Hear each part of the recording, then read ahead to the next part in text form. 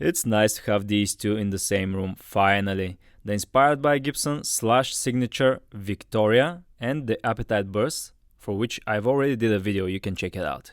But I am not gonna compare these two today. Let's do something different. This is a Gibson Standard Historic 1959 reissue, in the beautiful faded tobacco VOS finish. Let's see how they sound through the third channel of the Diezel VH4 with a lot of gain. Not what these are meant for, but I want to do it anyway.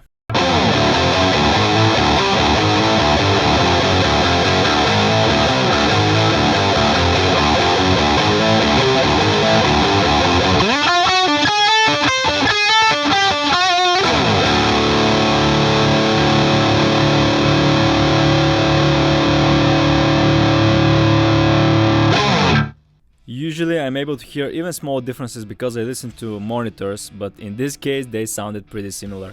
Don't jump to any conclusions though, this only means that they sound similar to a high gain channel of an amp. If these two are in the hands of a skillful player through a clean channel of a VOS amp for example, you'll be able to hear a night and day difference. They do have some similarities, but it's a bit unfair to compare a custom shop that costs 7 times more than the Epiphone. It is not just a random comparison though, they feel pretty similar in the neck profile. The 59 has a chunky neck like the Les Paul Slash. The Victoria has the Alnico 2 custom ProBucker pickups. The Gibson has the Alnico 3 custom buckers, so I wanted to compare these. I wanted to demonstrate the Victoria ever since I got the Appetite Burst. The demand for these is through the roof at the moment. I wanted to order more of them in different colors, but the distributor said that they sold out in 2 days. I sold the Appetite Burst before I even got it. I couldn't get the Victoria, the shop next door to me got it, but luckily both the Appetite and the Victoria were bought by friends. Thank you guys both for giving me the chance to review these. They feel, play and sound pretty similar, but the finishes are different enough to justify owning both.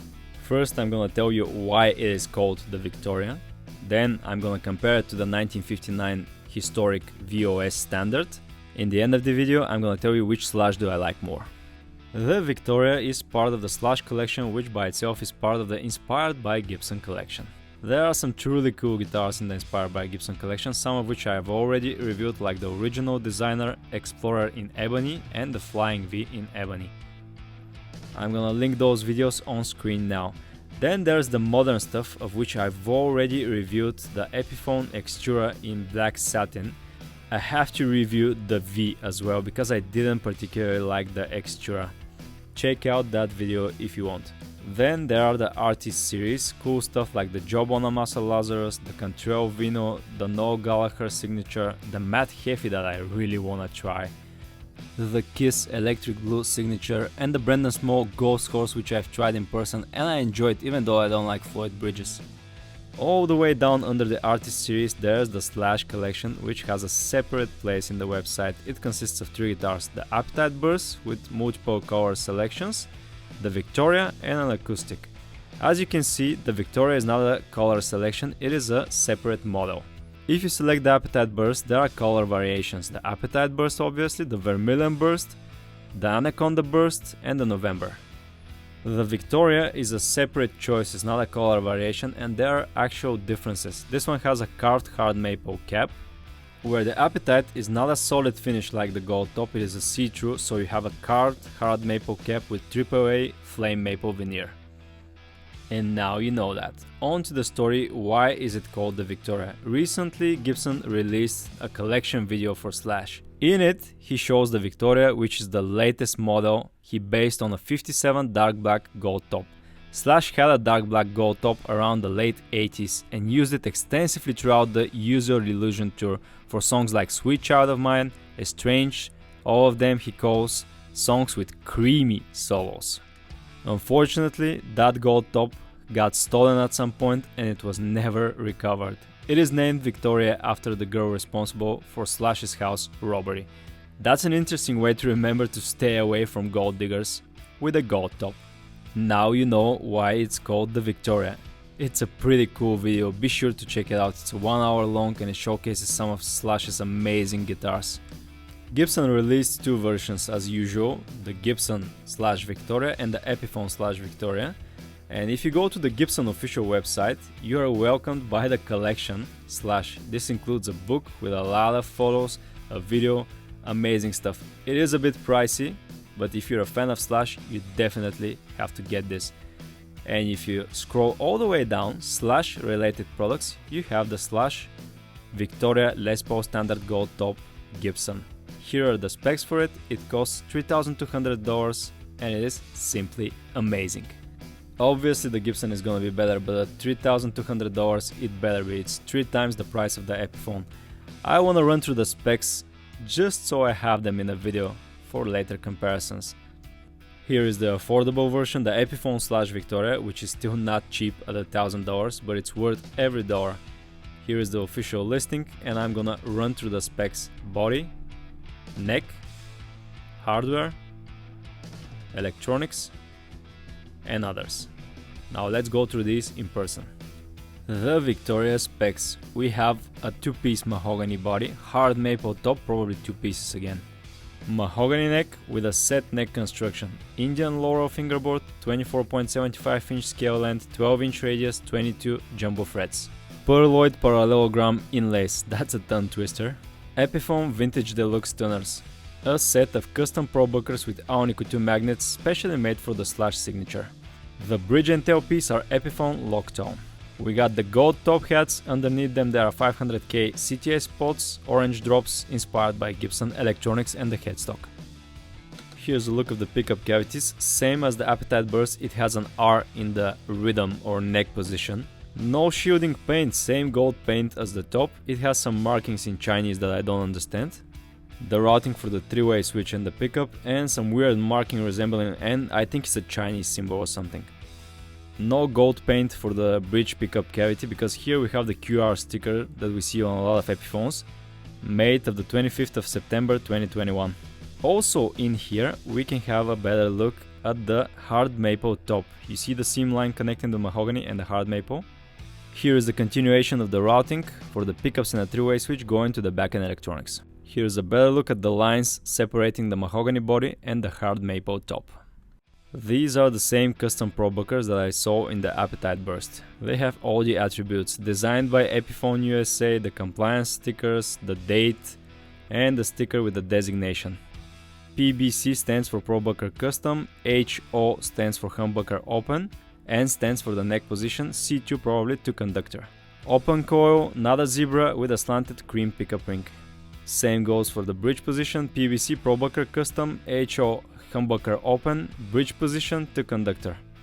I was just about to measure the pickups when I noticed something. Look at the position of the output jack in the Slash, and here on the bottom I have the Les Paul Custom. The output jack is moved slightly towards the neck, like one length of it. I've noticed because when you plug in a cable it's facing almost directly down. Measuring the custom probuckers on the Slash, the bridge is at 8.72, the neck is at 8.16, both of them are at 422. Now I'm gonna show you the 59 VOS. They're Alnico 3 instead of Alnico 2, 796 at the bridge, 794 at the neck, both pickups at 397, and we're gonna compare these a little bit later. They measure similar, but they sound quite different on clean and crunch. The bridge and tailpiece are Epiphone lock tone. I'm seeing these on almost every modern Epiphone. These lock in place with some spring notches inside the holes that grab to the struts. Individual saddles held in place by a single spring. This particular bridge seems to have a problem, it doesn't want to stay on. The locking mechanism is not working properly. The tailpiece is also Epiphone lock tone, branded on the bottom, and works locking through these. The lock tone bridge not working properly and not staying in place is a bit of an inconvenience because I wanted to save the setup, but when you turn the guitar around, this falls off. Beautiful gold top heads matching the theme of the guitar with dial pointers or thumb bleeders, bridge volume, neck volume, bridge tone, neck tone. It has an amber tip switch, cream washer matching the cream pickup rings, rhythm and treble hot stamped in gold, perfectly matching the gold top theme. The gorgeous gold tops top is bound by a 1-ply cream binding that continues around the fretboard as well. Unfortunately, there are some QC issues. I don't like the way the paint is applied near the fretboard. There are some chips Rough spots, instrument marks on the binding on the fingerboard, you can see them here, it's more evident. Around the other frets, there's some paint on the binding as well. There are some imperfections of the Indian Laurel fingerboard that had been filled. It is made in China after all and it's affordable, it's bound to have some imperfections like that. They've probably used some sort of wood filler to hide the imperfections. The Indian Laurel has some cool patterns like this one and this one on the last fret looking like a little eye. The pearloid inlays are okay, I don't see instrument marks on them, they're a little bit plain towards the last frets, but they're okay. At least the fretwork is pretty well done, you either have one or the other. 22 jumbo frets and black side dot inlays. This is a Graphtec nut, doesn't say Tusk in the specs, so probably new bone, the cheaper ones. The truss rod is two-way adjustable, you can adjust it with a 4mm Allen wrench, and the cover is the Epiphone bell with the slash signature in white on it. The Victoria, as part of the Inspired by Gibson collection, has the open book headstock resembling the Gibson closely, Les Paul model written in gold, and the Epiphone logo pearloid leathers. The nut is almost 43mm wide or 1.68 inch. The 12th fret is at 53.2mm or 2.09 inches. Thickness of the neck at the first fret 21.5mm or 0.84 inch. Well, it is inspired by the 57 Goldtop and it shows almost an inch at the 12th fret. Thickness of the body almost 50mm or 1.93 inch, but keep in mind this is a curved top so it gets thicker. A solid 12-inch radius for the fingerboard, I wouldn't expect anything else from a Les Paul. Epiphone are calling this slash custom C-shape neck profile. It is rounded indeed and it's really chunky towards the 12th fret. Gorgeous mahogany back, and this one doesn't have the dark back like the 57 that it was based on. I'm not sure which one I would prefer, the dark back or this one. Maybe I prefer this one because I like to see the wood grain. This is what the cavity for the 3-way switch looks like. It is listed as a 3-way toggle, not an Epiphone 3-way toggle, so I don't know what it is.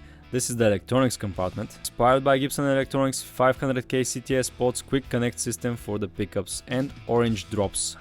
223J for the tone pods. Here's a better look at the electronics compartment, some markings on the inside, I'm not entirely sure what these mean. You can see all the way to the maple top. Cream plastic square plate for the output jack. It's not listed as Epiphone, it's just your regular Chinese output jack. As I already mentioned, the position is a bit off, it's moved an entire length towards the neck. I don't know the exact reason for that. It has the Epiphone strap buttons and the locks included in the case. This is what the cover for the electronics compartment looks like. Satin on the top. Not entirely sure why they went with satin, but the owner seems to like it. This is the cover for the 3-way switch, satin as well, no shielding. This is what the back of the mahogany neck with custom slash C-shape profile looks like. It is extremely chunky, but I think that's how Slash prefers it because he plays a lot on these frets. I see one piece of mahogany, a neck heel that is glued to the one piece mahogany, and a scarf joint near the headstock under the handcrafted in China sticker. A QC sticker under it, the same slash Scully logo that we see on the case. Epiphone Deluxe tuners replicating the Clouson Deluxe from the 50s. The serial number is a bit hard to read, 210915, 15 indicating the factory Qingdao, China. A good thing that the serial number is also under the pickups. I wanna see one of these Epiphone Deluxe tuners now. This is what it looks like outside of the guitar. Epiphone Deluxe logo on the back, held in place by 2 screws, and if you look at the back closely, let me rotate it a little bit, you can see the tiny C logo made in China.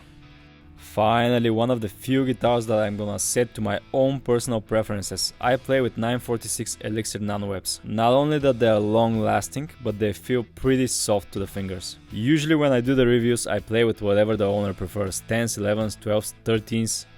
Finally, a lucky break for me because it's important, I'm gonna be playing lead. Before putting on the strings, I wanted to oil the roasted Jatoba fingerboard. It didn't get much darker, but it's a little bit of an improvement. The Victoria weighs 8.32 pounds, almost similar to the AFD, which weighs 8.21 pounds. The Victoria comes in the same case as the Appetite Burst, the Scully logo on top and the Epiphone logo in gold. Sturdy leather handle, 5 latches. A red interior that makes the gold top pop. The absolute same case candy as the Appetite Burst, some stickers, and this is the warranty. Pause and read that if you want to. We have a compartment for strings, tools, etc. The case is made in Canada, and these are the strap locks for the strap buttons on the guitar. This is the key for the case. A huge Epiphone sticker. Now it's time to hear the Victoria together with the 59 standard reissue.